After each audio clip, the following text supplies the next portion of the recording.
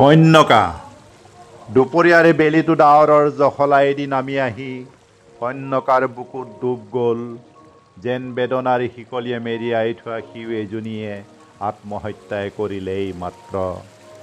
আকাশত বুঢ়া তৰা এটাই উচুপি উচুপি চকু লুটুকিছে টুপ টুপকৈ। দেখিছোঁ কন্যকাৰ বুকুত এটা এটাকৈ মুকুতাহে খৰিছে। তাকে থপিয়াই নি ডিঙিত পিন্ধিবলৈ দৌ তুলি আহিছে জোঙা ফিটিয়া শিলগৰীয়া নেপুৰা মাতবোৰ। প্ৰতিবিম্বিত পোহৰক মুকুতা বুলি খেদি গৈ সুযোগ সন্ধানী ব্যৰ্থ মানুহৰ দৰে বিমুখ হয় বাৰে বাৰে মাছ আৰু মাছুৱৈবোৰ। এই যে কন্যকাৰ বুকুত নিতৌ নিশা উৰ্মিমালাত চিকমিক জিলিকাই আকাশৰ জ্যোতিষকৈ মুকুতা ছটিয়াই মাছৰ সতে খেলে লুকা ভাকু।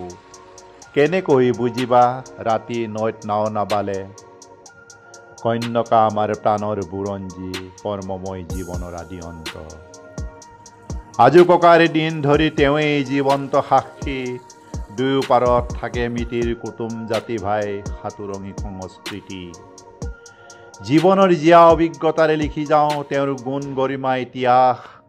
নৈৰ বুকুতে কৃষিভূমি, নৈৰ বুকুতে জীৱিকা। কন্যকাৰ কৃপাত পাওঁ কেতিয়াবা আশীৰ্বাদ, কেতিয়াবা সেউজ সোণোৱালী সুদীৰ্ঘ বাট। এয়া যে প্ৰকৃতিৰ অনুপম অৱদান। মাতৃ মমতাৰে উপচা কন্যকা আমাৰ।